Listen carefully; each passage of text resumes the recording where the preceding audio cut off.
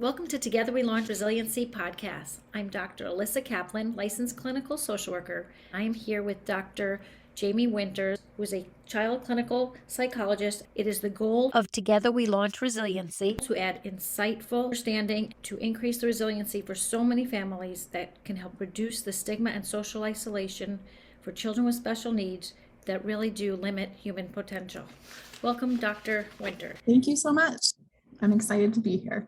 Can you tell us a little about your background? Absolutely. I'm a child clinical psychologist. I'm also a board certified behavioral analyst or a BCBA. I work in intervention with toddlers and preschoolers and young children with autism and their families, both working together with children in groups and then working together with parents and caregivers in more of a coaching relationship to help build their skills of their child across all areas of development. You work from what age to what age of children?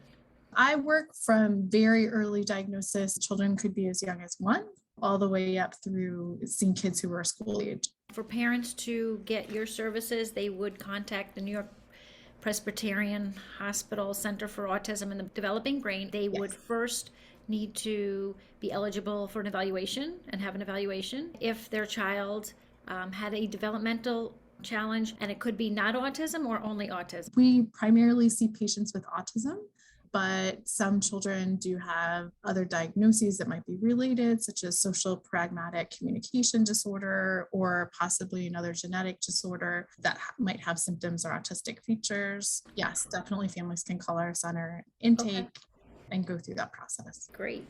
Parents hear these podcasts and they reach out to a developmental pediatrician or the Center for Autism and the Developing Brain for an evaluation and services. Are all your services voluntary? These are services that families can choose to engage in. That's really important for parents to know because this is completely voluntary. Sometimes parents are very nervous to contact the Center for Autism and the Developing Brain. Do you have anything that you would say to them? We are open to hearing from any families about their concerns, and they should feel comfortable sharing them with us in our center. I recently read an interesting book called A Different Key, The Story of Autism by Donovan and Zucker. It was from 2016, 5 years ago. The book explained that the diagnosis of autism itself only dated back to World War II. Over the past decade, children and families were highly marginalized and ignored. In fact, just a generation or two ago, children with autism were banned from school and they were banished to ill-run government institutions. Often parents were blamed, and especially moms, because there was so little research on autism. But although cultural attitudes have changed and improved, we're still learning to put it in the correct context. We can see over the past 3 or 4 generations, autism, which was barely recognized, is now one of the most talked about diagnoses. If the book was to be continued or written today, I would suspect that the Center for Autism could be included. How does what you do as a parent trainer and a family support professional or a psychologist play into improving the understanding and accommodations for children with the diagnosis, both at home, in their community? Part of what we do is to help parents really become strong advocates for their children. In this way, they're more prepared to participate in a school meeting or request support for their child's needs and any accommodations they might need in school and outside in the community too. That work of partnering together with families, it really can't be overstated, the importance of working within that family system and learning directly from the child themselves and the family. You individualize your sessions to accommodate the kids' individual needs and then help teach the parents how to help advocate for that child's needs specifically. Absolutely. You guys create an environment of a community so that the parents aren't totally on their own trying to raise a child that might have some developmental challenges and then battling the stigma or other systems. Absolutely. We really focus on what the priorities are, the parents and caregivers' priorities for their own child, and then individualizing the work that we do together with them to help meet those goals. I understand a person that has autism, a child these days in 2022, has a 1 in 44 chance of being diagnosed with autism. Is that right? That's correct. That's the most recent CDC estimate. To become resilient and reach our potential, emotional regulation or getting some control of our emotions is often an important part. At least some of those are challenging emotions for sure for these kids.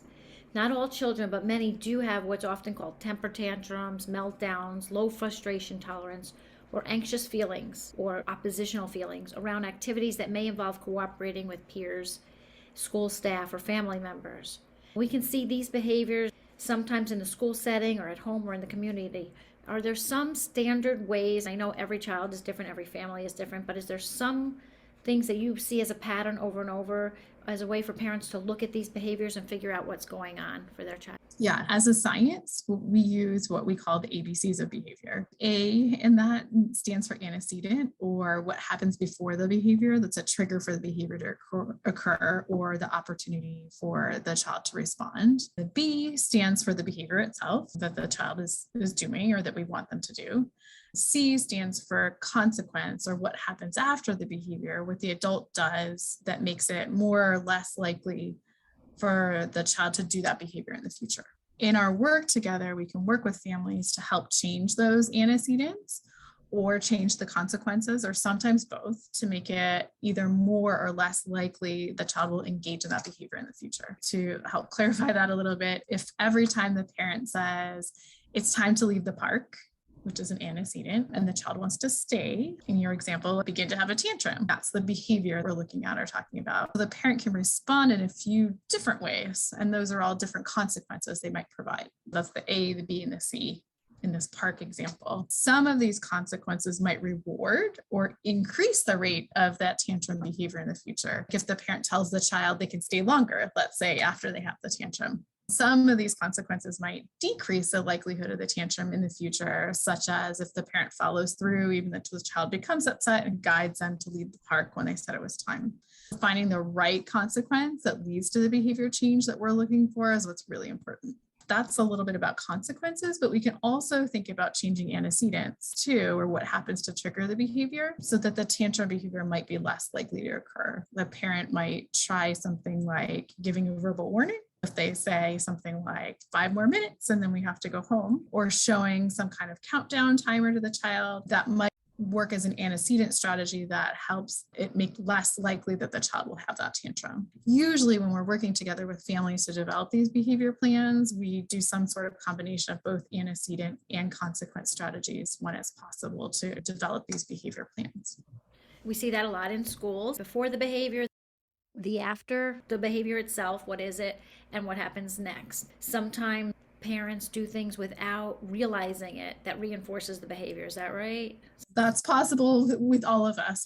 We don't necessarily realize that something we're doing automatically afterwards might actually be influencing the rate of that behavior. Part of that work together with the family is looking at some of those factors, jotting down when your child has a tantrum, taking some data, bringing that back to our sessions. We can analyze that together and talk over those different factors. We can really make a plan together that'll work best for the child. Common ones that I've used and others have used, and you can maybe comment on them. One that you mentioned would be called prompting. You're telling the child beforehand, before giving a demand on the child. I really love to use games. It might be that we're going to blow bubbles every time before we leave the park, and that's something the child can look forward to, and then we're leaving the park, if you're using the park example. Redirection, saying not just that we're leaving the park, but we're going to leave the park and we're going to do something that the child likes, so their mind is on that. Yeah, there's a positive consequence in that example. There's some kind of reinforcer, like, oh, maybe I don't like to leave the park, but I love to bake cookies. And that's what you said we're going to do when we get home. I might be more motivated to leave without that tantrum because there's some kind of reward after. It's very hard sometimes for parents and others to follow through with consequences or something after a behavior. Can you talk a little about that? It's definitely challenging to follow through, and no one's perfect, even us as clinicians.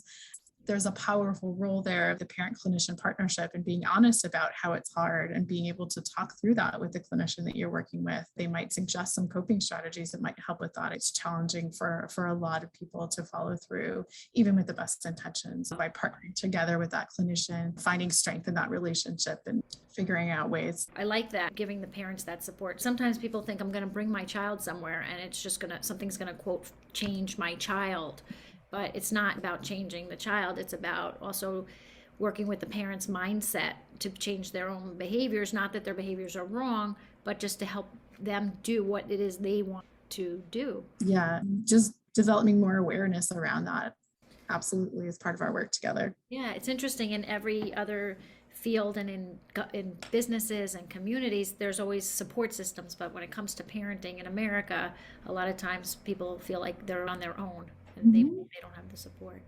Absolutely. That's one of the things that I enjoy most is partnering together with families and helping figure these things out. A lot of times aren't easy. No, it's wonderful to see a child do something that parents think they can't do. I find that's really fun because every time we raise the children's potential, I feel like we raise humanity's potential one by one, child by child, because people think someone can't do something. Then when they do it, a child does something that parents are like, they cannot do it. Then they start seeing their own situation in a different light and they see other things in a different light. Definitely seeing how much capacity they have as a parent to affect change in their child is just so rewarding. Yes, it empowers parents. Absolutely. So they're coming to you maybe fearful, but they might leave you feeling empowered. Although every child is different, what are some ways to prevent and de-escalate those challenges? You already mentioned looking at the antecedent. As a school social worker, the first thing I do if a child's having a really big behavior challenge is to assess safety. After that, I use other strategies and certain mindsets that help. Besides the ABCs and some prompting and redirection and games, are there any other strategies that you can share you've heard from parents or observed to be helpful? Yeah, it's important to remember, first of all, when we're thinking about any of these behaviors, challenging behaviors, that all behavior is really communication. When we as clinicians partner together with parents on tackling some of these sort of tough behaviors, we work together first to look at why the child might be engaging in this behavior. What is the child's behavior telling us? In addition to using those ABCs to change behavior, one of the things we also look at is functions of behavior, or why the child might be behaving in a certain way. What's the child's goal? Some possible goals are to get social attention, to escape or avoid something that the child thinks of as unpleasant, access to a desired item or activity, and also sometimes for sensory reasons. So once we know the goal or the reason why, what the child's trying to communicate, then we can help the child and help the family learn more appropriate ways that they might communicate the same need. Not a tantrum, but maybe saying, I don't want to leave the park right now, and teaching more appropriate ways to express the same thing. You just mentioned sensory as a reason for a behavior. I'd like you to expand on that. Maybe some parents aren't aware of what that means or entails. Also, another reason you mentioned, which were all very good reasons and helpful to parents, is a demand. Yeah, for demand, we might ask a child like, oh, can you please clean up your Legos? And maybe they don't want to do that. They might engage in a tantrum as a result. That's one example of how an unwanted behavior or tantrum can be communicating, I really don't want to. In terms of the sensory reason why something that a child might engage in a certain type of behavior, sometimes there are behaviors that feel good to that individual, to themselves, right? It calms their bodies. It can be something that calms their body or just makes them feel good. That could be like spinning in a circle or something like that. And we can see that when we're looking at what the possible function might be. We can see that if the child might do that or engage in that behavior, even if they're alone, it's not to get attention or to escape something. It's something that really feels good to them. It's just a different category of behavior. What are some antidotes if the child does like sensory? Because that is a common thing. In terms of like my particular area of expertise, we work in a multidisciplinary model here at the center. That's a time when I might reach out to the occupational therapist or OT who's working with the child to get some more ideas about that piece specifically, and then be able to work with that together with the family. An occupational therapist is a good person to speak with if your child has high sensory needs. Yeah, or if you have concerns about that area, I think connecting with an occupational therapist can be really helpful. Some that I see as sometimes common is using sand trays, just putting sand in a tray and letting the child play with the sand with objects, or putting a little water in a tray. I've seen these things help kids, some kids get calm, or playing with a sensory ball or Play-Doh, all kinds of activities that stimulate their senses and it can calm their body. As you said, spinning. Let's hear from you about the use of visual cues, routines, verbal prompting, and also physical prompting, which is very helpful to kids. Sometimes parents don't understand that yet. You were mentioning if a child drops their Legos and doesn't want to pick them up, or is playing with Legos and it's time to clean them up, even depending on the age of the child, if it's a young child, even hand over hand helping them, that might be a more maximum way of helping them. It actually does sometimes help kids learn. Parents might feel they just aren't comfortable, or they want to guide their child from a distance, and sometimes it's about getting right down into the play on your hands and knees and showing the child that's how the child's learning. Yeah, using prompting strategies, including physical prompting strategies, can definitely be helpful when the child may not quite be understanding what it is that we're asking of them. Sometimes it's helpful just to provide that physical guidance, and then we work on fading that over time. It becomes more independent and able to do that on their own. You were speaking about other strategies like visual strategies too. That can definitely increase independence and really provide prompting, but in a different way, right? Visual prompting to help people with autism in completing different activities. It can be part of their routine, could be shown in pictures, something that maybe you have a reward system that another child, you could tell them that this is the reward system, but maybe with a child with the developmental challenge, or even maybe it's just easier showing them the visual, showing them they need to earn 3 things to get that reward, and having a picture of the reward and having the spot for the 3 things and letting them put something each time they do thing you want them to do. Getting them very involved seems to help sometimes. Yeah, not just by speaking, but also having some kind of visual framework. So what you were referring to, we would call like a token board or a token economy, where you're earning if you have to do something 5 times, there's a little token or sticker or something that you add every time, and there you can see that visual progress toward the reward. So that's one example of a visual strategy. Visual schedules are also an example of another visual strategy. You might have a Velcro strip and put laminated photos or icons on that to show the child each activity, let's say, that they're going to do in their school day. There's electronic ways to do that too, I'm sure, if kids have tablets. So you can have a visual schedule of their day to help the child kind of have knowledge of and prepare for those activities and know what's coming next. Another type of visual schedule might be used to break down each step of an activity, something that's more complex, such as like washing your hands, working on teaching that child to wash their hands more independently by the sink or by the mirror. You might have a picture of each step, turning on the water, putting your hands under the water. The child's going to learn those steps, become more independent, and you could fade out that visual, and that person now knows how to do those steps on their own.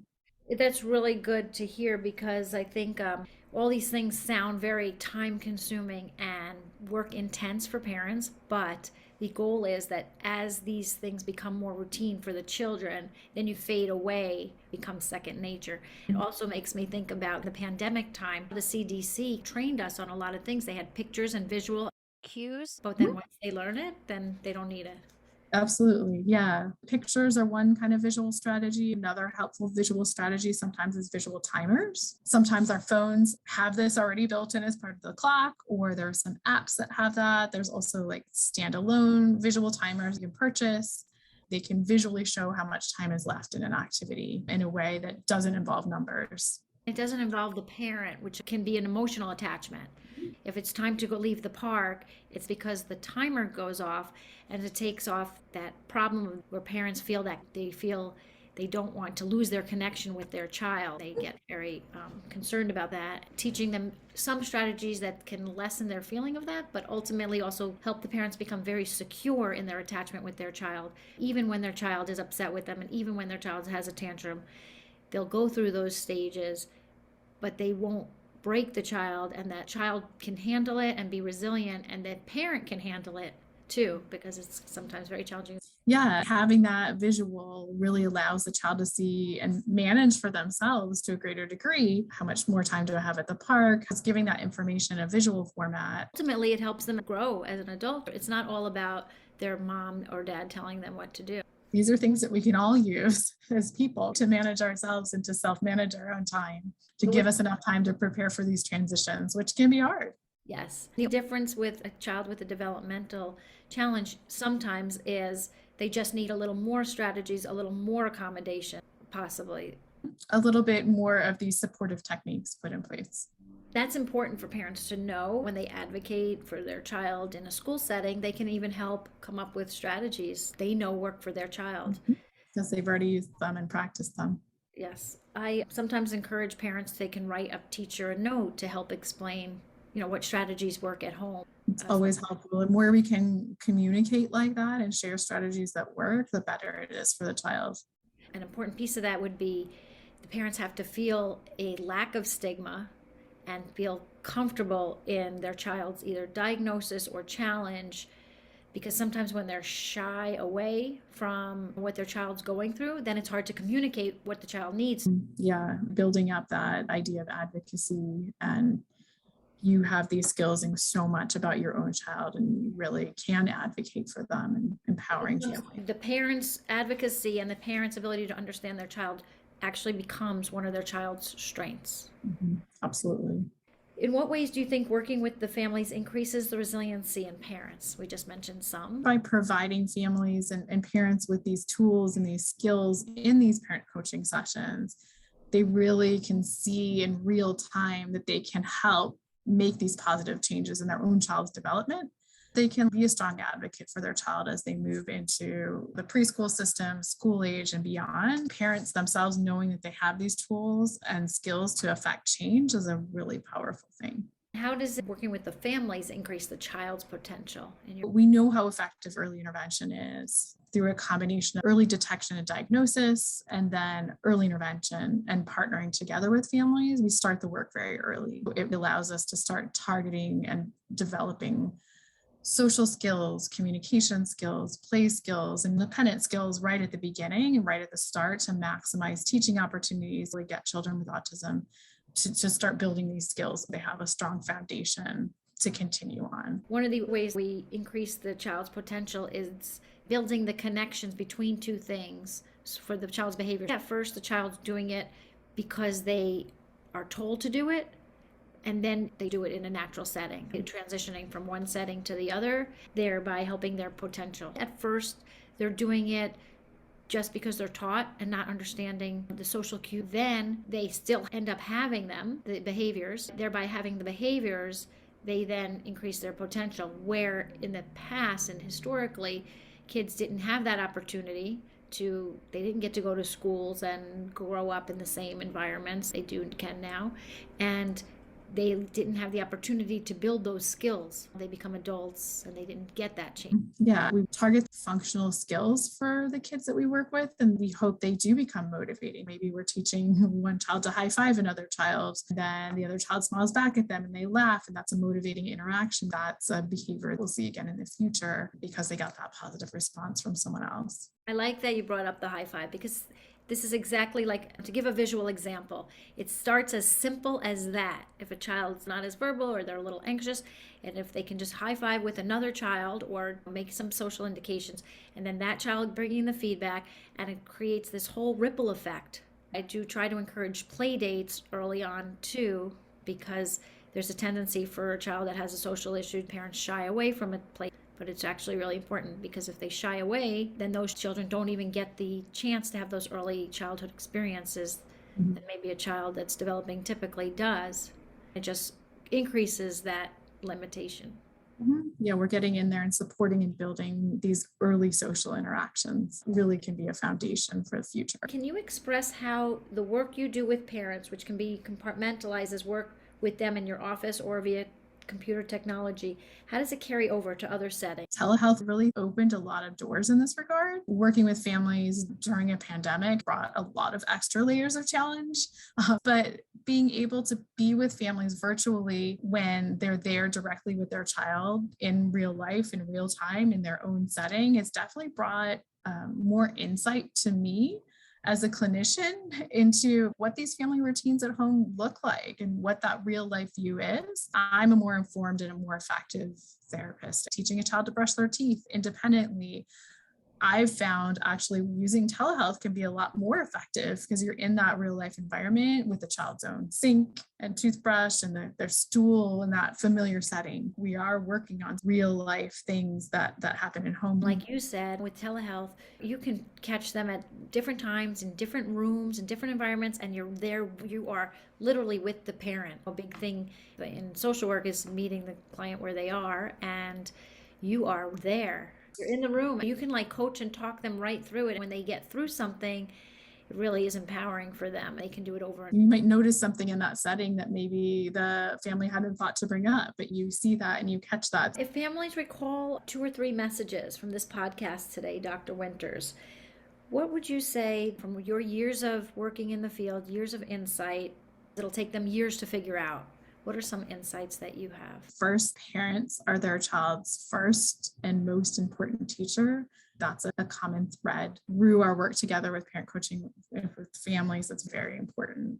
Parents following their own instincts, if their child might need an evaluation or may need to start an intervention to help them develop certain skills as they grow, following that gut feeling they have. By partnering together with clinicians, parents really truly do have a tremendous capacity to positively affect their child's development. That sums it up. Parents are their children's first teachers, and understand that those kids, even when they're nonverbal, they are watching. And they're learning, and they're taking everything in. Listen to your instincts. If you're concerned, go ahead and see if you can get an evaluation from a developmental pediatrician, Center for Autism and the Developing Brain, or elsewhere. Please try not to ignore your instincts. The best case, worst case scenario is you're going to get more information. Parent decides what to do with it. The third one, this idea that parents themselves have so much power to positively affect their child's development and how important their role is. That's where the together we launch Resiliency is about. I, Elissa, cannot build resiliency in the parents alone. It does take a community. Thank you so much for sharing your insight. Dr. Winter, on behalf of the thousands of parents out there raising children with special needs and the many children themselves, I appreciate your work and your dedication in the field. Thank you so much.